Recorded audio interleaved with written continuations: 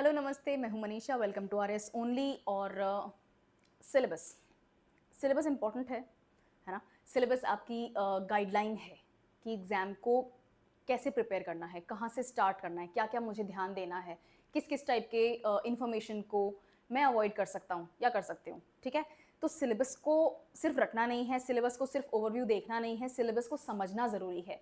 इससे ये पता चलता है कि एग्ज़ाम की आखिर रिक्वायरमेंट क्या है, वो आपसे चाहते क्या हैं। कोई क्वेश्चन अगर आया है एग्जाम में तो वो कहाँ से आया है और वो वैसा ही क्वेश्चन क्यों आया है। सिलेबस से आपको सारी हिंट मिलेगी। मैं ये नहीं कहूँगी कि सिलेबस आपको रटना चाहिए या सिलेबस से एक लकीर ऊपर नहीं जाना है अपन को, लेकिन एक चीज़ इंपॉर्टेंट है आपके लिए, सिलेबस आपको पता होना चाहिए। सिलेबस का आइडिया आपके लिए इंपॉर्टेंट है। दूसरी चीज़, सिलेबस के सोर्सेज आपको पता होने चाहिए। ठीक है, ये जो सोर्सेज है, मेरी एक दूसरी वीडियो है उसमें मैंने पूरी बुक लिस्ट शेयर करी है। सारी बुक्स नहीं खरीदनी है, ठीक है। कुछ कमेंट्स उसमें नीचे लिखे हुए हैं कि इतना सारा नहीं पढ़ना, नहीं, सारी बुक्स आपको नहीं खरीदनी है। जो मैंने ऑप्शंस दिए हैं उनमें से कोई एक बुक आपको लेनी है, ज़्यादा से ज़्यादा 2 बुक्स। नहीं इन्वेस्ट करना चाहते हो बुक में, कोई बात नहीं। अदरवाइज आपको जो कोचिंग के रीडिंग मटेरियल मिल रहा है, जो नोट्स मिल रहे हैं, जो आप क्लास में पढ़ेंगे ना, वो भी इनफ है।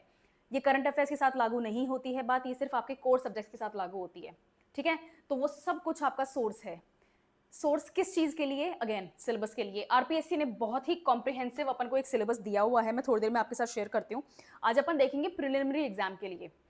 ठीक है ना, प्री एग्जाम होता है, उसके बाद में उसको आप पास करोगे तो मेंस में पहुंचोगे, मेंस को पास करोगे तो इंटरव्यू में पहुंचोगे, इंटरव्यू पास करोगे तो आपको आरएस ऑफिसर बना दिया जाएगा। ठीक है, प्री एग्जाम आपका, सॉरी, प्री एग्जाम में आपके 150 क्वेश्चंस होते हैं। ठीक है, 200 मार्क्स के होते हैं और आपको 3 घंटे मिलेंगे इस पेपर को सॉल्व करने के लिए, है ना।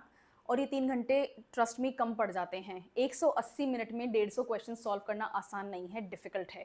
और इसीलिए आपको बहुत ज़्यादा प्रैक्टिस की ज़रूरत है।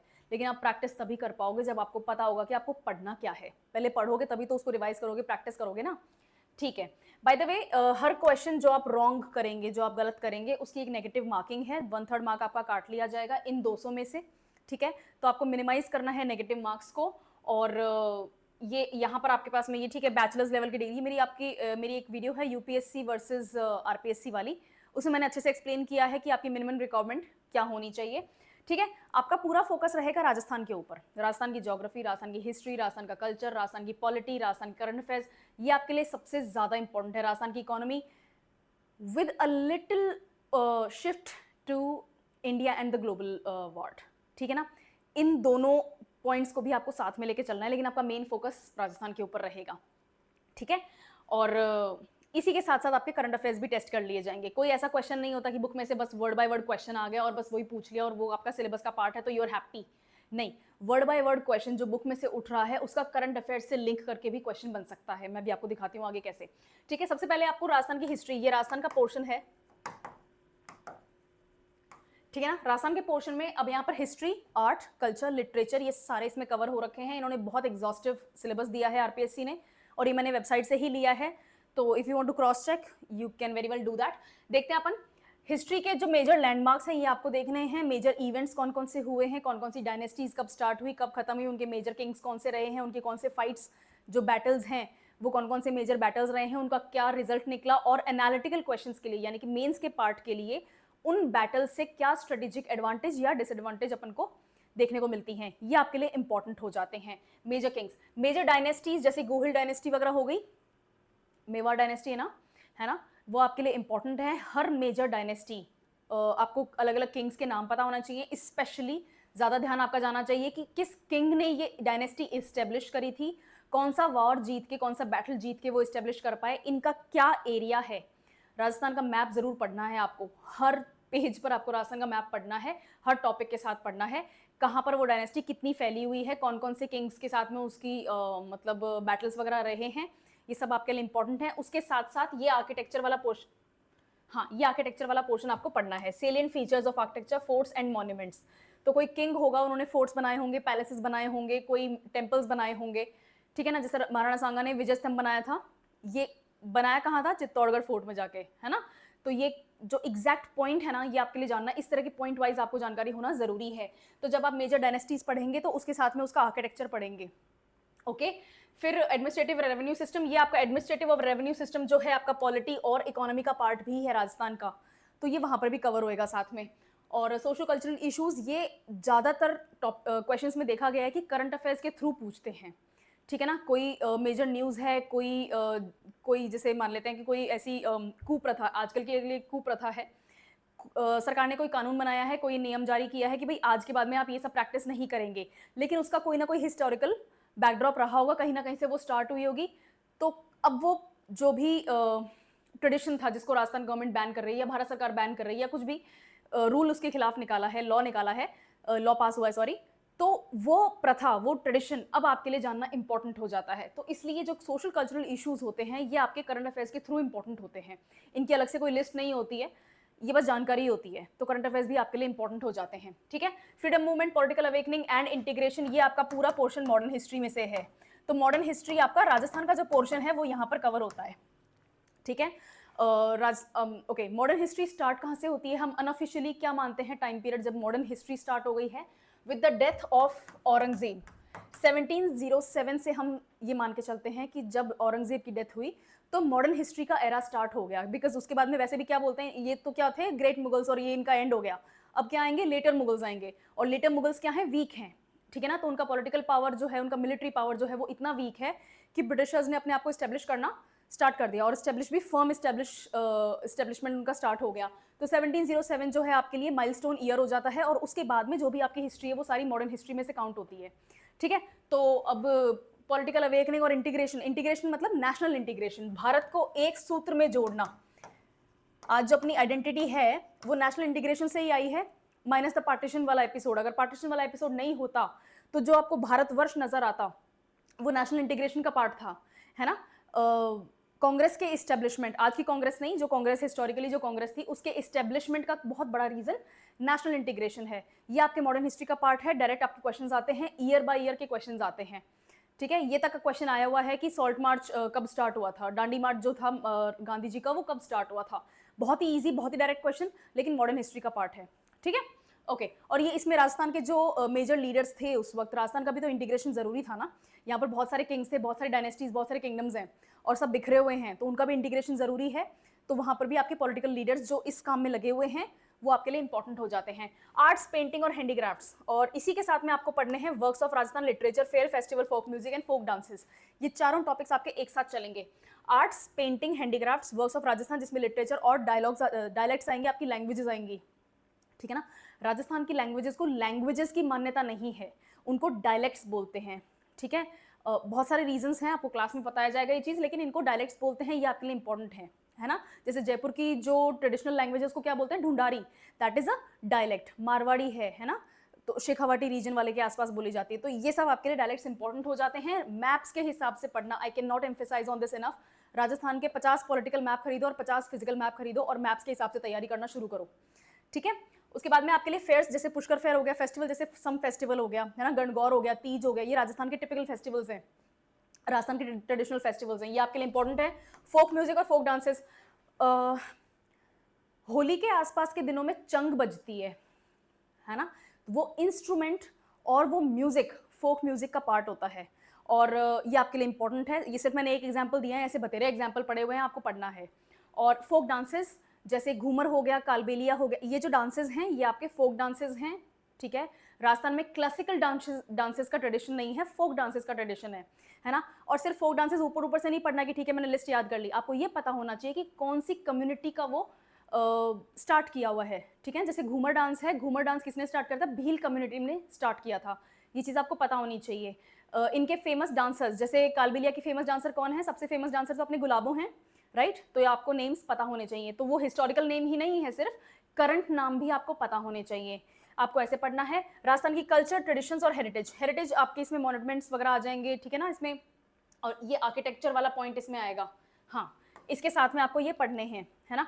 अपार्ट फ्रॉम दैट, जैसे कल्चर और ट्रेडिशन, जैसे अलग अलग पोशाक होती हैं, अलग अलग टाइप की पगड़ी होती हैं, ज्वेलरी होती है ना, ये सब आपके लिए इंपॉर्टेंट है। ये सारी आपकी कल्चर और ट्रेडिशन का पार्ट है। और कौन से फेस्टिवल में कौन सी मान्यताएं हैं, कैसे उस फेस्टिवल को सेलिब्रेट किया जाता है, कौन सेलिब्रेट करता है, कहाँ सेलिब्रेट करता है, ये सब आपको जानना है। ये सब कुछ मैं राजस्थान के पॉइंट ऑफ व्यू से बता रही हूँ, डरने की जरूरत नहीं है, इतना ज़्यादा डीप भी नहीं है, ठीक है, ईजी है, ये सब कुछ लिंक होता है, ये सब कुछ एक साथ चलता है, ठीक है। उसके बाद में आपके रिलीजियस मूवमेंट, सेंट्स, लोक देवता, जैसे तेजाजी महाराज हो गए, लोक देवता सबने नाम सुना है, ये वेरी गुड। इस तरह के आपको लोक देवता आपको आने चाहिए। कब से उनकी मान्यता है, कौन सॉरी कहाँ पर उनकी मान्यताएं हैं, ठीक है, उनका क्या कहते हैं होली एनिमल कौन सा है ना, जैसे नाग सॉरी स्नेक्स होते हैं, ठीक है ना, किसी किसी लोक देवता के होली एनिमल्स कौन है, स्नेक्स हैं। तो इस तरह से आपको होली एनिमल्स का पता होना चाहिए, उनके साथ में क्या ट्रेडिशन जुड़े हुए हैं ये आपको पता होना चाहिए, ठीक है। कौन सी कम्युनिटी में ज़्यादा फेमस है, वो कौन सी कम्युनिटी उनको ज़्यादा मानती है, ठीक है। अगेन मैप्स के साथ में पढ़ना, मैप्स के साथ में आपको विजुलाइज करना आसान हो जाएगा, याद करना आसान होता है, जैसे निमोनिक्स काम करते हैं वैसे ही मैप्स काम करते हैं। प्लस ये प्रिलिमिनरी एग्जाम की बात है, लेकिन मेंस में भी अगर ऐसा कोई क्वेश्चन आता है और आपको बहुत ज़्यादा जानकारी नहीं है, तो आप मैप बना के लोकेशन बता दोगे ना कि मैं इस चीज़ की बात कर रहा हूँ या कर रही हूँ और यहाँ पर है वो, तो उससे मार्क्स अच्छे मिलते हैं, स्कोर बढ़ जाता है, ठीक है। तो मैप्स आपके लिए इंपॉर्टेंट है। इंपॉर्टेंट टूरिस्ट प्लेसेस, इतना सब कुछ पढ़ लोगे तो पता तो चली जाएगा कि कौन सी चीज़ कहाँ पर है और कितनी इंपॉर्टेंट है, ठीक है। इसी में मैं आपको बता दूं, यूनेस्को वर्ल्ड हेरिटेज साइट्स जो हैं वो काउंट होती हैं। अगर आप टूरिस्ट स्पॉट्स पढ़ेंगे राजस्थान के, तो यूनेस्को वर्ल्ड हेरिटेज साइट्स भी साथ में ही पढ़ लेना है, और ज़्यादातर क्वेश्चन आपके इसमें से ही आएंगे, ठीक है, okay. Leading personalities of Rajasthan, ये सारी पॉलिटिकल पर्सनालिटीज होंगी, सोशो इकोनॉमिक जो सोशल रेनेसां की पर्सनालिटीज़ होती हैं वो भी आपके लिए इंपॉर्टेंट हो जाती हैं, ये सारी पर्सनालिटीज़ यहाँ पर आएंगी इसमें, ठीक है, मैंने बता दिया, रिलीजियस वगैरह भी आएंगी, हाँ गुड। नेक्स्ट है आपकी इंडियन हिस्ट्री, उतना डिटेल्ड नहीं है, लेकिन इंडिया के पर्सपेक्टिव से आपके लिए एंशिएंट और मिडिवल हिस्ट्री ज़्यादा इंपॉर्टेंट है, ठीक है। एंशिएंट हिस्ट्री अगर आप, जैसे अब मैं सीधा बता दूँ आपको, अगर आप यूपीएससी की तैयारी कर रहे हैं, यूपीएससी की बात कर रहे हैं ना, तो आपके लिए स्टार्ट करना है स्टोन एज से पढ़ना, ठीक है ना, एंशिएंट वर्ल्ड जो था स्टोन एज, वहाँ से पढ़ना है। लेकिन अगर आप आरपीएससी की तरफ देखते हैं ना, तो फिर अपन को एंशिएंट हिस्ट्री स्टार्ट करनी है इंडस वैली सिविलाइजेशन से, है ना, इंडस वैली सिविलाइजेशन। अब इसमें भी क्योंकि आप इंडियन हिस्ट्री की बात कर रहे हैं तो इंडस वैली सिविलाइजेशन पूरी इंपॉर्टेंट है, लेकिन क्योंकि राजस्थान का एग्जाम है तो वहां पर भी आपको फोकस देना है कि राजस्थान में कौन कौन सी साइट्स हैं आईवीसी की, और उन साइट्स का कल्चरल इंपैक्ट क्या है राजस्थान के ऊपर, ठीक है।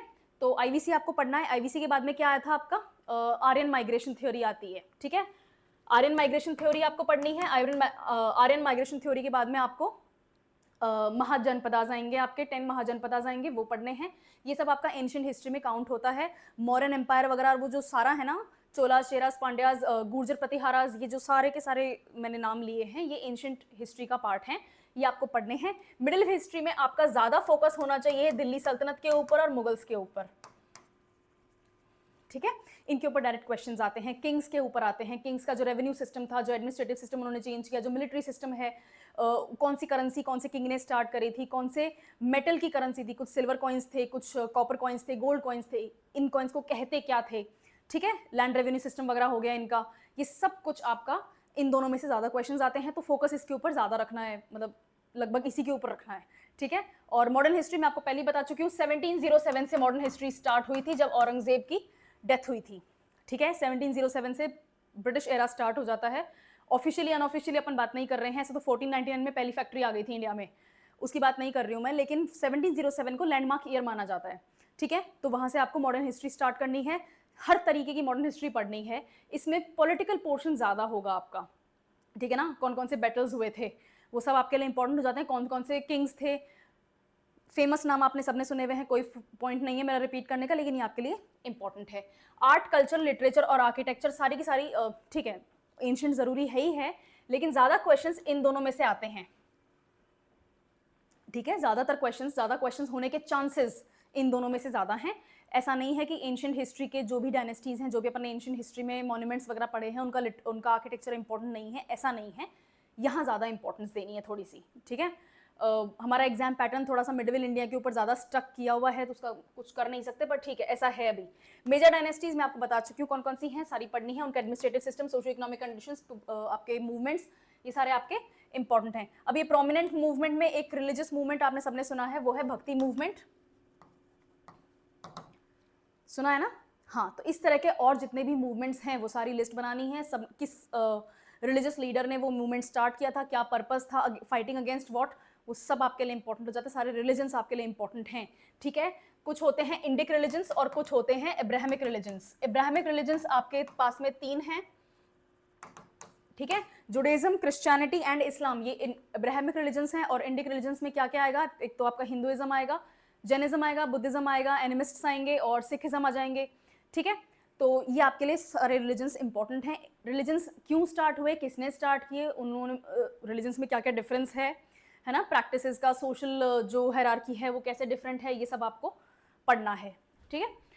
और मॉडर्न इंडियन हिस्ट्री में आपको पहले बता चुकी हूँ, middle of 18th century, from our middle of 18th century यानी कि 1757 के आसपास की बात हो रही है, 1750 के आसपास की बात हो रही है, अंटिल द प्रेजेंट 2025 तक के सारे क्वेश्चंस आपके मॉडर्न हिस्ट्री ही हैं, ठीक है। Okay, significant events, personalities, issues, ये मैं आपको ऑलरेडी बता चुकी हूँ क्या क्या कवर करना है। फ्रीडम स्ट्रगल, ये आ गए आपके। Indian national movement Indian national Congress से स्टार्ट हो जाता है, एक्चुअली उससे पहले से हो जाता है, और बहुत सारे ऐसे लीडर्स हैं जो कि कांग्रेस के बाहर रह के भी बहुत कुछ इस देश के लिए कर रहे थे, लेकिन कांग्रेस एक बहुत ही ज़्यादा ऑर्गेनाइज्ड वे में ये काम कर रही थी, ठीक है ना। जो ओल्ड कांग्रेस है वो बहुत ऑर्गेनाइज्ड वे में और बहुत ज़्यादा प्लान्ड वे में कॉन्स्टिट्यूशनल फ्रेमवर्क को यूज़ करते हुए इंडियन नेशनल मूवमेंट चला रही थी। तो कांग्रेस के ऊपर डायरेक्ट क्वेश्चंस आपके आते हैं, कांग्रेस के कौन से सेशन कहाँ हुए थे, कौन उसमें प्रेसिडेंट था और किस टॉपिक के ऊपर वो सेशन बैठा था, और उसके बाद में क्या फैसला हुआ, ठीक है। उसके बाद में कोई मेजर अगर मूवमेंट चला तो वो आपके लिए मूवमेंट इंपॉर्टेंट हो जाता है, ठीक है। फ्रीडम स्ट्रगल आपके लिए इंपॉर्टेंट है, various stages, contributors, contributions from different parts of the country, ठीक है। अब क्योंकि इंडियन हिस्ट्री है तो पार्ट्स ऑफ द कंट्री, और राजस्थान हिस्ट्री का पार्ट था तो from parts of Rajasthan, okay. Social religious movements में आपको एक एग्जांपल ऑलरेडी पहले दे चुकी हूँ। और post independence consolidation and reorganisation of states, reorganisation of states जो है एक्सक्लूसिवली एक टॉपिक में बोल रही हूँ, रीऑर्गेनाइजेशन ऑफ स्टेट्स। भारत आज़ाद होने के बाद में जब राज्यों का बंटवारा हो रहा था कि कौन सा राज्य क्या कहलाएगा और कौन कौन सा एरिया उस राज्य में आएगा, वो यहाँ पर टॉपिक आता है, आपके लिए इंपॉर्टेंट है। ये कॉन्स्टिट्यूशनल हिस्ट्री का पार्ट है, ये टॉपिक आपको मिलेगा एम लक्ष्मीकांत में से, ठीक है ना। आपको क्लास में टीचर भी पढ़ाएंगे, आपको यहाँ कोचिंग से नोट्स भी मिलेंगे, इसके ऊपर क्वेश्चंस डायरेक्टली कोचिंग भी प्रोवाइड करेगी, क्विज होगा पूरा, लेकिन इस बुक में कॉम्प्रिहेंसिवली आपको मिल जाएगा। अगर आप इन्वेस्ट करना चाहते हैं तो इस बुक में इन्वेस्ट करके ये टॉपिक आपको सेपरेटली मिलता है, ठीक है, ओके। नेक्स्ट टॉपिक देते हैं geography of the world and India. अभी ज्योग्राफी, राजस्थान की ज्योग्राफी बाद में मैं बताती हूँ आपको। सबसे पहले broad physical features, world map और इंडिया का मैप खरीदो और देखो कि कौन कौन से फिजिकल फीचर्स कहाँ पे हैं, कौन सी माउंटेन्स हैं, मेजर रिवर्स हैं, उनकी डेल्टाज हैं, कौन से हिल्स हैं, प्लेटोज हैं, कौन से मिनरल कहाँ मिल रहे हैं, सब कुछ आपको जानना ज़रूरी है। ये सिर्फ हार्डकोर ज्योग्राफी ही नहीं है, इसमें आपका वेजिटेशन, क्लाइमेट, ओशनोग्राफी और आपका मानसून पैटर्न, ये सब कुछ इंपॉर्टेंट हो जाता है। मानसून के लिए सबसे बड़ी चीज़ क्या है, एल नीनो ला नीना, ये भी आपको पढ़ना है, ठीक है। एनवायरमेंटल और इकोलॉजिकल इश्यूज आपके लिए इंपॉर्टेंट हैं, ये मेजर क्वेश्चंस आते हैं आपके करंट अफेयर्स के पॉइंट ऑफ व्यू से, ये आपके लिए इंपॉर्टेंट है, आपको पढ़ने हैं और ये ज़्यादातर करंट अफेयर्स में ही काउंट होंगे।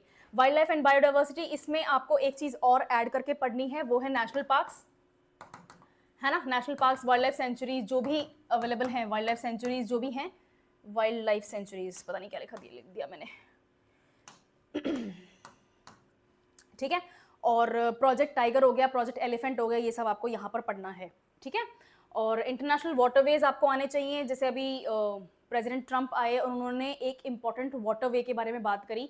वैसे तो 2-3 की बात कर चुके हैं, वो बात तो बहुत कर रहे हैं, पर ठीक है, कोई बात नहीं। उन्होंने एक वाटरवे का नाम लिया था Panama canal, that US should control Panama canal, बोले थे ना शुरू में जब बने थे।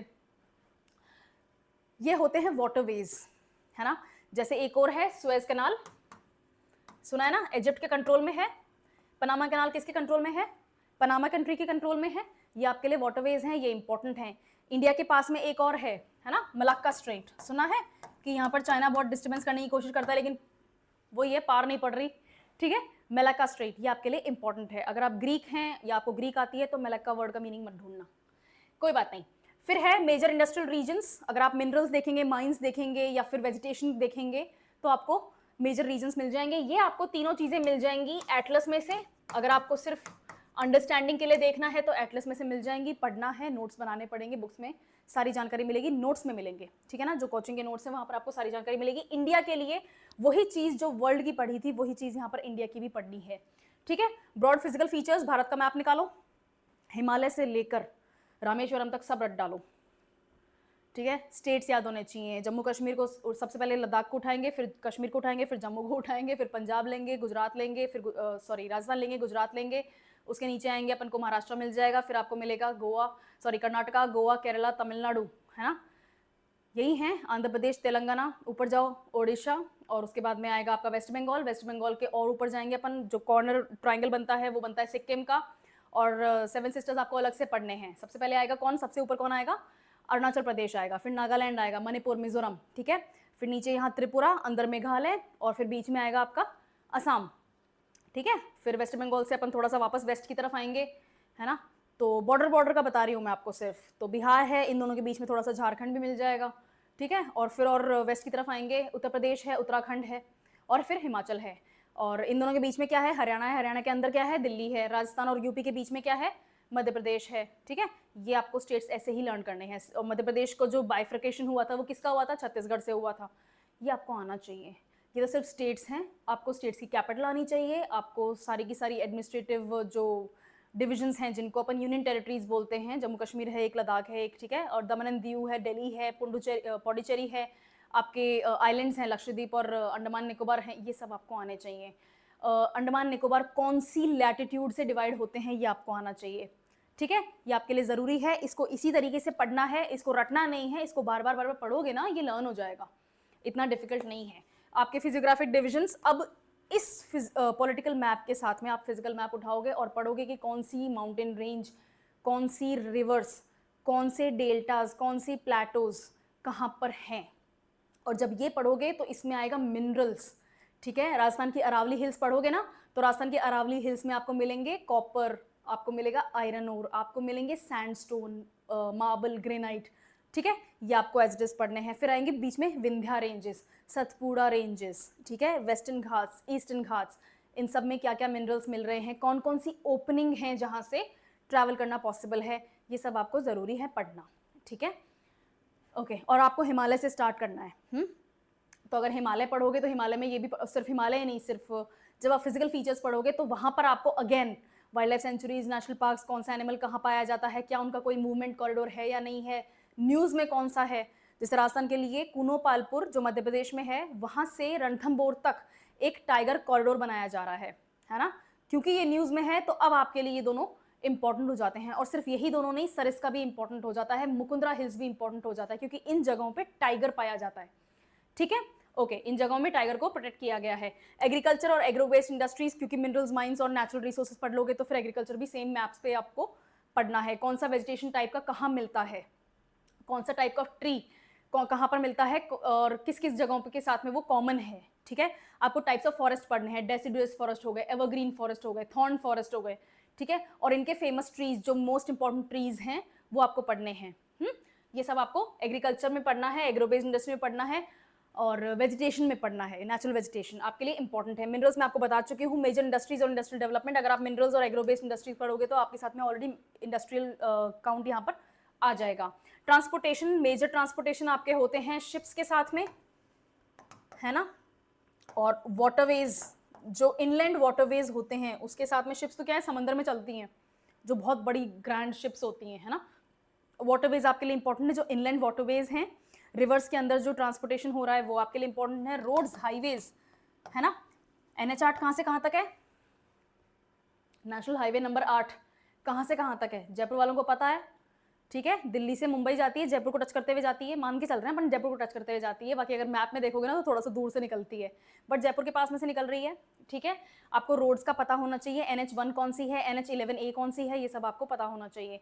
गोल्डन क्वाड्रिलेटरल आपको पता होना चाहिए, गोल्डन क्वाड्रिलेटरल के ऊपर डायरेक्ट क्वेश्चन आते हैं, ठीक है, RPSC के लिए ही नहीं, अदरवाइज दूसरे एग्जाम्स के लिए भी आपके लिए ट्रांसपोर्टेशन इंपॉर्टेंट है।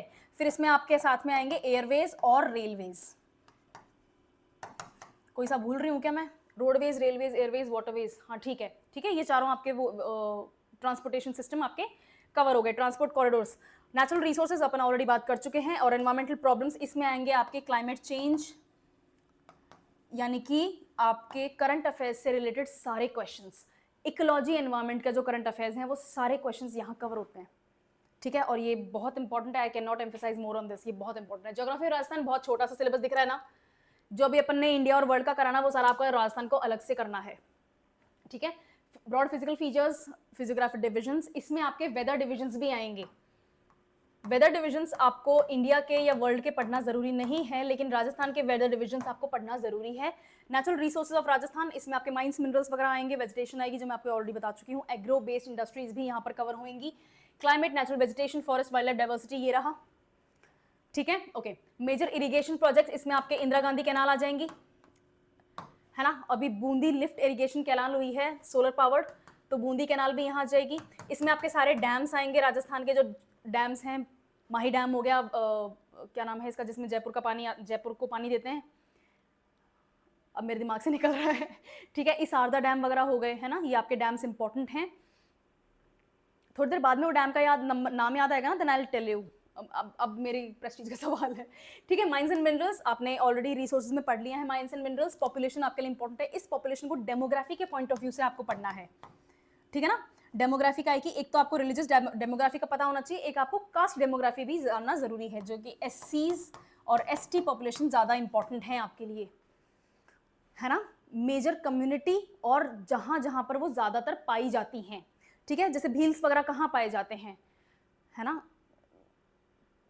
मैप के साथ में पढ़ना, मैं नाम भूल रही हूँ, मैप के साथ में आपको पढ़ना जरूरी है, कौन सी कम्युनिटी कहाँ पर ज़्यादा पाई जाती है उसको मैप में लोकेट करके पढ़ोगे, नाम याद हो जाएंगे, जगह याद हो जाएगी।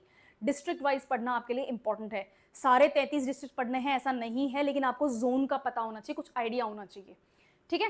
ये हो गए आपके Rajasthan, major industries and potential for industrial development. इसके क्वेश्चंस आपके करंट में से आएंगे, है ना। जैसे अगर आपने मेरा सैटरडे का वीडियो देखा था जिसमें मैं राजस्थान का वीकली न्यूज़ एनालिसिस करती हूँ, उसमें मैं हर बार आपको कोई ना कोई नया ऐसा ही इंडस्ट्रियल डेवलपमेंट का एक न्यूज़ लेकर आती हूँ।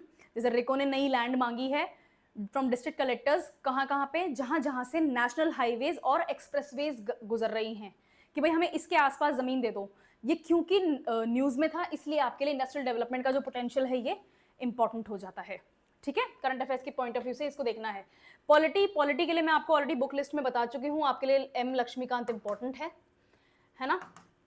मैं फिर से लेकिन रिपीट कर दूं, अगर आप ये बुक नहीं खरीदना चाहते हैं, बुक में इन्वेस्ट नहीं करना चाहते हैं, तो कोचिंग के जो नोट्स आएंगे वो आपके लिए मोर देन इनफ होंगे, ठीक है। कोचिंग के नोट्स आपके लिए मोर देन इनफ होंगे। अगर आप चाहते हैं कि आपके पास में एक सेंट्रल बुक रेफरेंस हो तो वो बुक अच्छी है। इसमें आपको पढ़ना है गवर्नमेंट ऑफ इंडिया एक्ट से स्टार्ट करना है। अब यहाँ पर आपको गवर्नमेंट ऑफ इंडिया 1919 और 1935 दिया है, और उसके बाद में 1947 का इंडिया इंडिपेंडेंस एक्ट है। ऑनेस्टली आपको शुरुआत करनी है पिट्स इंडिया एक्ट से, ठीक है। पिट्स इंडिया एक्ट से शुरुआत करनी है। जस्ट बिकॉज यहाँ मेंशन नहीं है इसका मतलब ये नहीं है कि मॉर्लेमेंटो रिफॉर्म्स या मॉन्टेग्यू चेम्सफोर्ड रिफॉर्म्स जो हुए थे 1909 के, इनके ये इंपॉर्टेंट नहीं, ऐसा नहीं है, है ना। जो चार्टर एक्ट आते थे वो इंपॉर्टेंट नहीं है, वो इंपॉर्टेंट हैं। जस्ट बिकॉज यहाँ मेंशन नहीं है इसका मतलब ये नहीं कि उसको अपन छोड़ ही दें। पिट्स इंडिया एक्ट से आपको शुरुआत करनी है पढ़ना। कॉन्स्टिट्यूशन असेंबली, ये सब कब बने थे, ये आपके लिए इंपॉर्टेंट है। National nature of Indian constitution, यहाँ पर प्योरली पॉलिटी का पार्ट चल रहा है। प्रियम्बल के जो 72 शब्द हैं वो आपको याद होने चाहिए। We the people of India do solemnly swear that, ये सारे वर्ड्स आपको याद होने चाहिए। लास्ट में डेट लिखी हुई है प्रियम्बल में, ये आपको याद होनी चाहिए, है ना। 26 नवंबर या 26 दिसंबर है या 26 जनवरी है, चलो पता करो, ठीक है। लेकिन ये 72 वर्ड्स आपके लिए इंपॉर्टेंट हैं। फंडामेंटल राइट्स आर्टिकल 12 से स्टार्ट होते हैं, इंपॉर्टेंट है। आर्टिकल 12 में स्टेट की डेफिनेशन दी हुई है ना। ये आपके लिए इंपॉर्टेंट है। DPSP, directive principles of state policy, आपके लिए इंपॉर्टेंट है। डीपीएसपी में से डायरेक्ट क्वेश्चन आते हैं। I think doctor BR Ambedkar थे जिन्होंने डीपीएसपी को फाउंडेशन बोला था, foundation of the Indian constitution, ये आपके लिए ज़रूरी है। फेडरल स्ट्रक्चर, राज्य सरकार अलग और भारत सरकार अलग, अलग अलग पावर्स इनकी हैं। कैसे डिफाइन होती हैं, 3 तरीके की लिस्ट से डिफाइन होती हैं।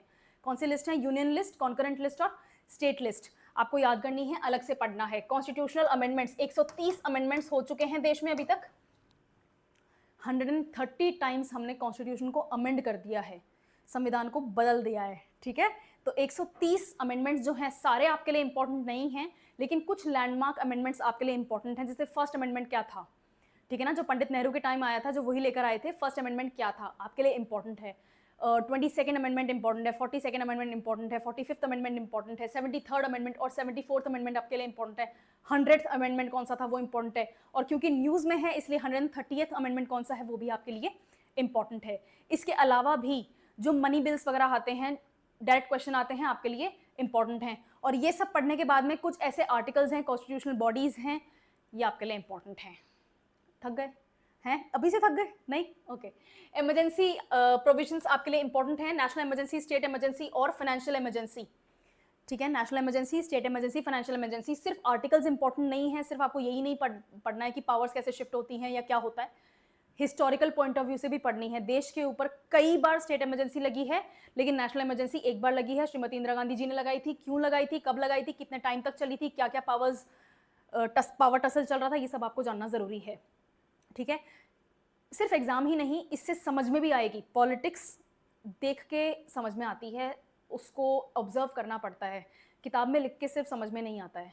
ठीक है, तो आपको इमरजेंसी प्रोविजंस पढ़ने हैं, पीआईएल पढ़ना है। ये आपके जो दो चीज़ें हैं, ये आपके जुडिशरी के पॉइंट ऑफ व्यू से आपको पढ़ना है। लेकिन यही दो वर्ड्स लिखे हैं तो सिर्फ यही इंपॉर्टेंट है? नहीं, आपके लिए पूरी जुडिशरी इंपॉर्टेंट है। जो टियर सिस्टम है जुडिशरी का, है ना, 3 टियर सिस्टम है। एक भारत में एक सुप्रीम कोर्ट है, कहाँ पर है? नई दिल्ली में है एक सुप्रीम कोर्ट। उसके नीचे हर स्टेट में, लगभग हर स्टेट में हाई कोर्ट्स हैं। ठीक है, कुछ नॉर्थ ईस्ट के स्टेट्स हैं या फिर अंडमान निकोबार वगैरह हैं, यहाँ पर अपना अलग अलग हाई कोर्ट नहीं है, इनको दूसरी जगहों पे ट्रैवल करना पड़ता है हाई कोर्ट के लिए। ठीक है, तो अलग अलग हाई कोर्ट्स अवेलेबल हैं। जैसे राजस्थान में 2 हाई कोर्ट की बेंच है, एक तो जोधपुर में है जिसको प्रिंसिपल बेंच बोलते हैं, और एक जयपुर में है। ठीक है, तो कुछ स्टेट्स में 2 भी हाई कोर्ट हो गए, जैसा मैंने अभी एग्जाम्पल दिया।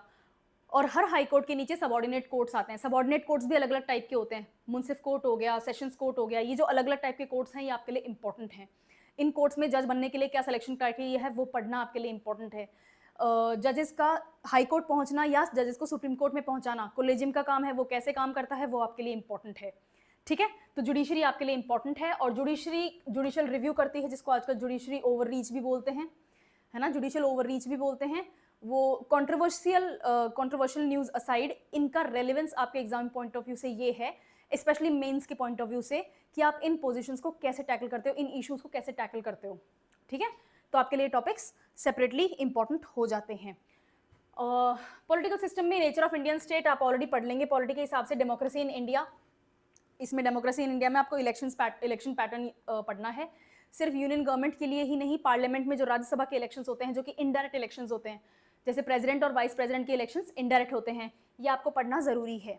ठीक है, स्टेट गवर्नमेंट में आओगे, पंचायत इलेक्शंस कैसे होते हैं, म्यूनसिपल इलेक्शंस कैसे होते हैं, वार्ड कॉन्स्टिट्यूएंसीज क्या होती हैं, ये आपको पढ़ना ज़रूरी है। अब एक एक के लिए अलग से नहीं पढ़ना है, but you should be aware of the concept की चीज़ क्या है।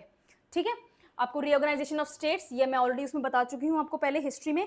सेम पॉइंट आपको ये जो टॉपिक है ये इस बुक में से मिलेगा, मैं और ये रिपीट ही हो रहा है। ठीक है ना, कुछ छोड़ा नहीं है मैंने, don't worry about that. Coalition government, Bharat में कोएलिशन गवर्नमेंट्स रही हुई हैं, अभी जो प्रेजेंट रनिंग गवर्नमेंट है वो भी एक कोएलिशन गवर्नमेंट ही है। ठीक है ना, it's not a pure majority government. Prime minister Modi की कितनी सीटें आई, आई मीन बीजेपी की कितनी सीटें आई, 240, हाँ। ठीक है, तो उससे पहले 303 आई थी, फिर 330 आई थी, कितनी आई थी, 307 आई थी, कितनी आई थी, जितनी भी आई थी। ठीक है, तो वो प्योर मेजोरिटी गवर्नमेंट्स थी। मनमोहन सिंह की दोनों गवर्नमेंट्स, देवर कोएलिशन गवर्नमेंट्स। ठीक है, कोएलिशन गवर्नमेंट्स का पैटर्न पढ़ना है आपको, कैसे कोएलिशन गवर्नमेंट फॉर्म होती है, बाहर से सपोर्ट करना क्या होता है, वोटिंग कैसे काम करती है, विप क्या होता है। ठीक है, पॉलिटिकल पार्टीज, इसमें आपको इलेक्शन कमीशन की वेबसाइट पे जाना है। मैं इसका तो मैं हिंट ही दे देती हूँ, इलेक्शन कमीशन की वेबसाइट पे जाना है। नेशनल पार्टीज कौन सी हैं और स्टेट पार्टीज कौन सी हैं, उसको पढ़ना है, लिस्ट देख लेनी है। और कैसे कोई पार्टी स्टेट पार्टी बनती है और उसके बाद में कैसे वो पार्टी नेशनल पार्टी बनती है, क्या क्राइटेरिया है, वो आपको पढ़ना है। डायरेक्ट क्वेश्चंस आते हैं। फिर है नेशनल इंटीग्रेशन, ये अपन ऑलरेडी हिस्ट्री में पढ़ चुके हैं। यूनियन और स्टेट एग्जीक्यूटिव, फेडरलिज्म का पार्ट है, आपको पढ़ना है। यूनियन स्टेट लेजिस्लेचर और जुडिशरी, ये यहाँ पर आ गया अलग से, जो मैंने पहले एक्सप्लेन कर दिया। Good. President, parliament, supreme court, election commission, control, CAG आपको पढ़ना है। ठीक है, सीएजी का काम क्या है, देश के पैसे का ध्यान रखना। Consolidated fund of India, contingency fund of India, ये नाम सुने हैं, है ना। गुड, ये आपको याद करने हैं। ये कैसे आएंगे, जब आप सीएजी पढ़ेंगे। प्लानिंग कमीशन क्या था, अब नहीं है, अब नहीं है, अब क्या है, NITI, नीति आयोग है। ठीक है ना, क्योंकि नीति आयोग है तो नीति आयोग के चेयरमैन कौन है वो आपके लिए इंपॉर्टेंट हो जाते हैं और कई बार न्यूज़ में भी रहते हैं। ठीक है, तो उसको पढ़ना वैसे भी लाजमी हो जाता है। NDC क्या है, CVC क्या है, CIC क्या है, Lokpal, national human rights commission, ये सारी आपकी बॉडीज इंपॉर्टेंट हैं, ये कॉन्स्टिट्यूशनल बॉडीज हैं। इनमें से कोई से हो सकता है ना भी हो, लेट मी चेक। नहीं, ये सारी की सारी आपके नहीं, planning commission was not a constitutional body, अब वैसे भी नीति आयोग है। ठीक है, तो कॉन्स्टिट्यूशनल और एक्स्ट्रा कॉन्स्टिट्यूशनल बॉडीज सारी इंपॉर्टेंट हैं आपके लिए। लोकल सेल्फ गवर्नमेंट और Panchayati Raj, local self government 74th amendment है आपका, सिटीज़ के लिए, अर्बन एरियाज़ के लिए और रूरल एरियाज़ के लिए पंचायती राज इंस्टीट्यूशंस आए थे। 73rd amendment of constitution important है, अलग से अमेंडमेंट्स लिखे हुए हैं, अलग से क्वेश्चंस आते हैं, इंपॉर्टेंट है, ठीक है ना, बहुत इंपॉर्टेंट है।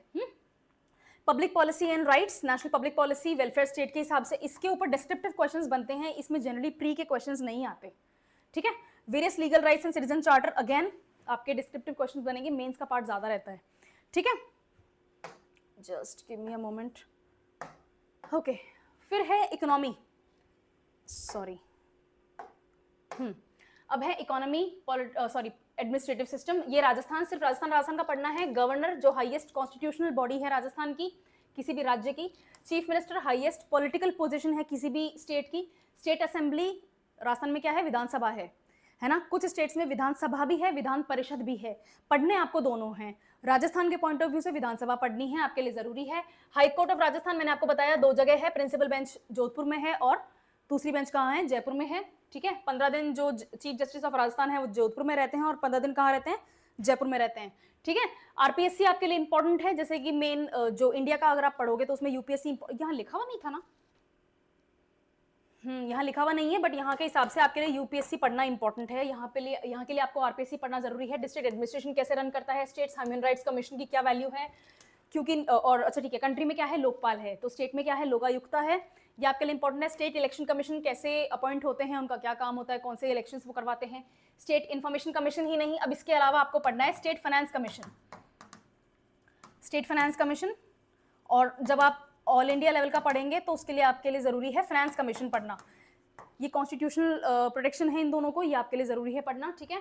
पब्लिक पॉलिसी, लीगल राइट्स और सिटीजन चार्टर आपका मेंस का पार्ट है। इसके ऊपर डायरेक्टली प्री के कोई डायरेक्ट क्वेश्चंस नहीं आते, अनलेस एनालिसिस पूछ रहे हो वो, ठीक है। ये आपको पढ़ने हैं। अब ये अच्छा ठीक है, मैं इधर से बोल रही हूँ, ये पढ़ना है, ये पढ़ना है, ये पढ़ना है। बुक्स में से मिलेगा, बुक्स मैंने ऑलरेडी आपको शेयर करी है कौन सी पढ़नी है, ठीक है।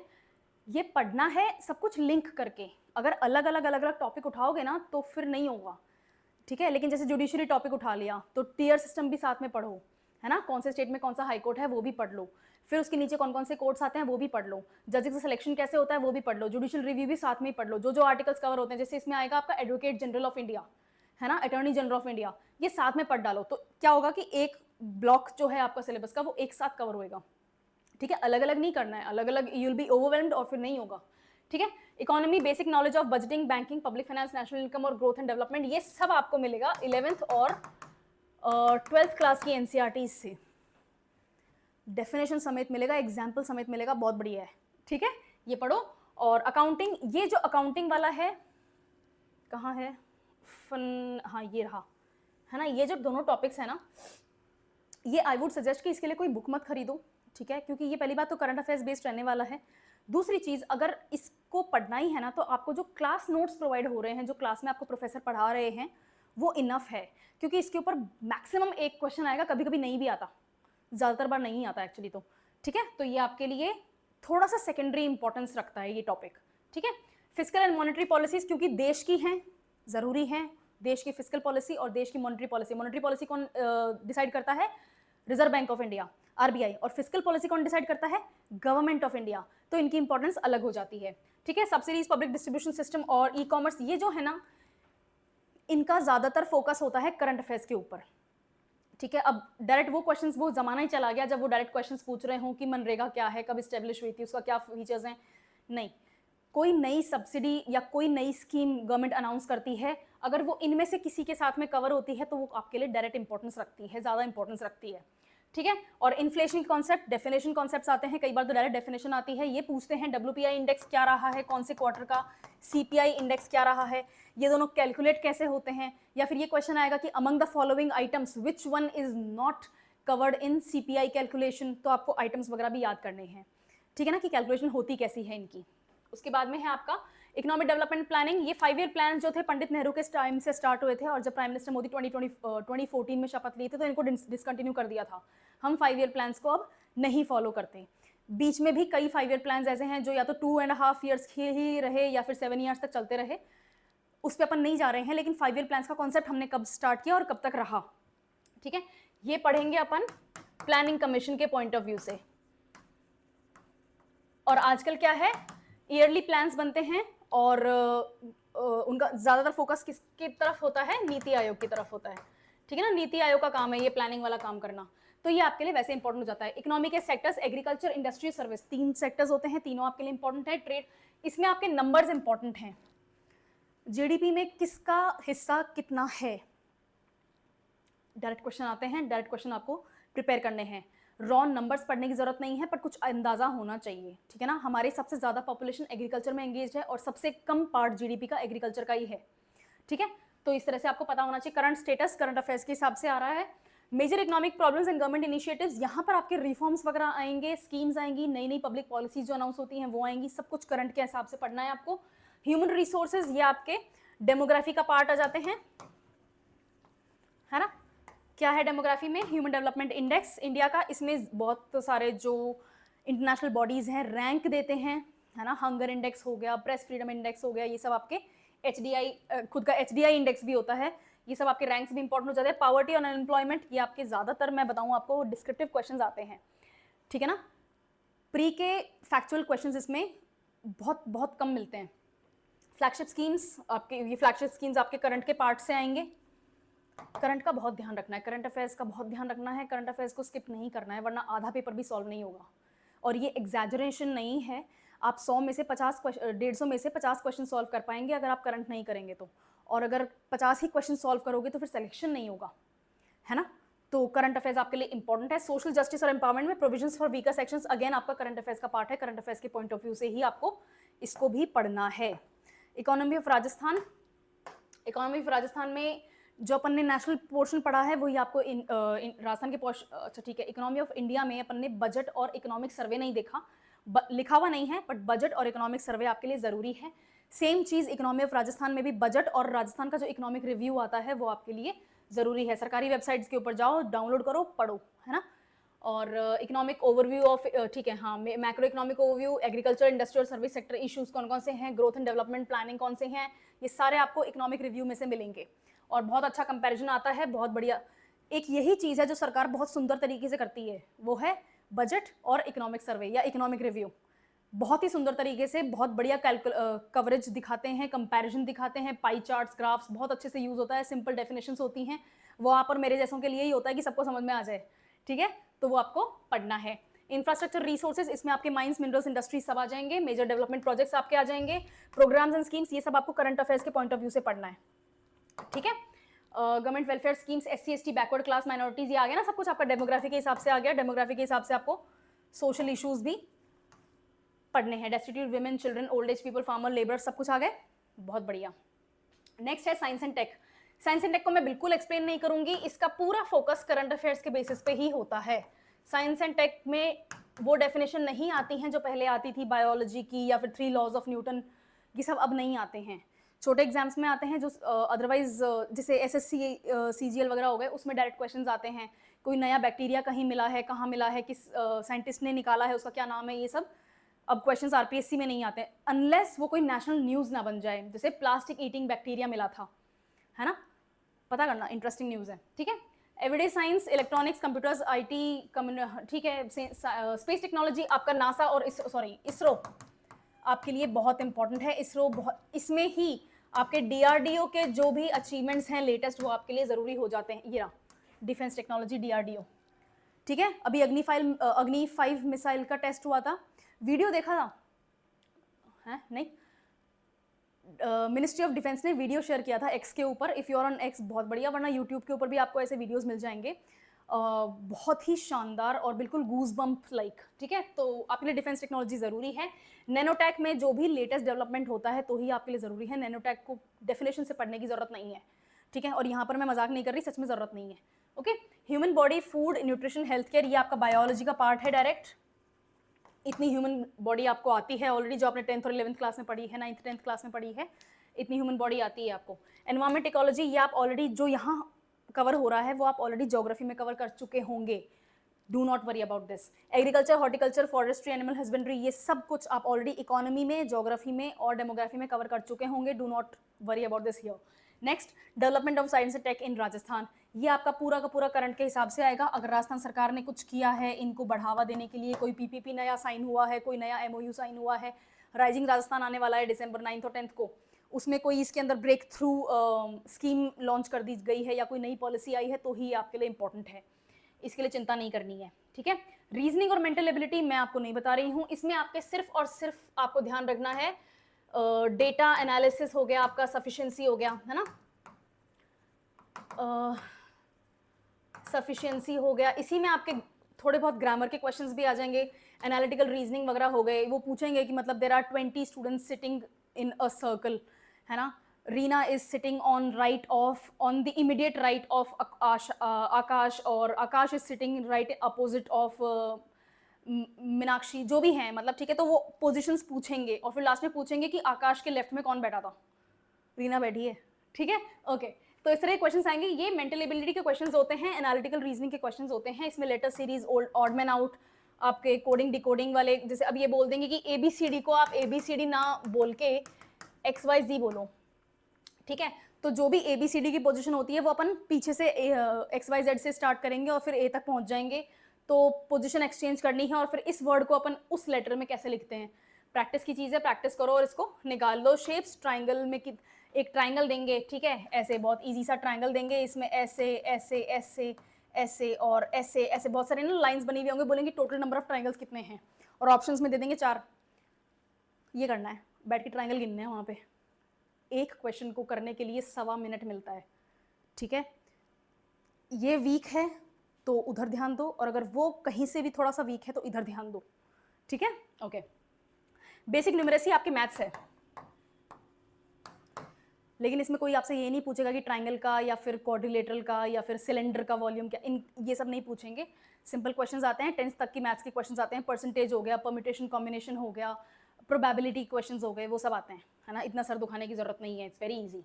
और लास्ट में करंट अफेयर्स, मैं आपको हर स्लाइड पे करंट अफेयर्स ऑलरेडी बता चुकी हूँ, करंट अफेयर्स आता है, करंट अफेयर्स इसमें अभी तक मैंने आपको स्पोर्ट्स, लॉ और योगा ही नहीं बताया था, यहाँ पर करंट अफेयर्स में ये तीनों चीज़ें भी आपको कवर कर लेनी हैं, और ये सारे की सारी आपकी अदरवाइज न्यूज़ में ही कवर होती हैं, जो करंट अफेयर्स के सेशन लगते हैं उसमें ये सब ऑलरेडी कवर होता है, नोट्स बनाओ बस बैठ के, ठीक है। ये आपका आज का काम हो गया, ये मैं आपको एक लास्ट में स्लाइड दिखा दूँ, ये आपका एग्जाम का ब्रेकअप है, ठीक है। 150 क्वेश्चंस किस तरह से आते हैं वो यही है, Rajasthan history, culture, geography, economy, polity, ये सब राजस्थान का, ठीक है। इंडियन हिस्ट्री, वर्ल्ड, हाँ ठीक है, इंडियन हिस्ट्री, ये world geography, Indian economy, polity, ये सब आपके कोर सब्जेक्ट दूसरे आ गए। उसके बाद में रीजनिंग और मेंटल एबिलिटी, अभी अपन ने लास्ट में बात करी है, 150 में से लगभग 15-16 क्वेश्चंस इसी के आते हैं, ठीक है, जिसमें से भी 4-5 क्वेश्चन मैथ्स के होते हैं, ज़्यादातर क्वेश्चंस आपके रीजनिंग और मेंटल एबिलिटी के आते हैं। साइंस एंड टेक और करंट अफेयर्स, ये current affairs raw current affairs हैं, जो भी लास्ट में अपन ने पढ़ा ना, योगा, स्पोर्ट्स, लॉ, ये सब पढ़े थे अपन ने, persons and personalities in news, वो सब करंट अफेयर्स वहाँ पर हैं, और साइंस एंड टेक भी आपका एक तरह से करंट अफेयर्स के पार्ट में से ही आता है। ये 150 क्वेश्चन आपको प्रिपेयर करने हैं। मैम इतना सारा कौन पढ़ेगा, इतना सारा पढ़ना पड़ेगा आपको, वो बनाएंगे भी क्या, RS ऑफिसर बनाएंगे, है ना, तो इतना सारा पढ़ना पड़ेगा। बुक लिस्ट वाली वीडियो पे जाओ, एक एक सब्जेक्ट मैंने एक बुक ज़रूर बताई है, अगर इन्वेस्ट कर सकते हो तो उन बुक्स में इन्वेस्ट करो, और कोचिंग में जो पढ़ रहे हो उसके साथ में उसको अलाइन करके तैयारी करो, ठीक है। नेक्स्ट वीडियो में मिलते हैं। पेपर एनालिसिस लेकर आऊँगी मैं कि लास्ट एग्जाम कैसा हुआ था, उसमें कैसे क्वेश्चंस आए थे, कैसे हैंडल करने हैं, वो देखेंगे। Thank you.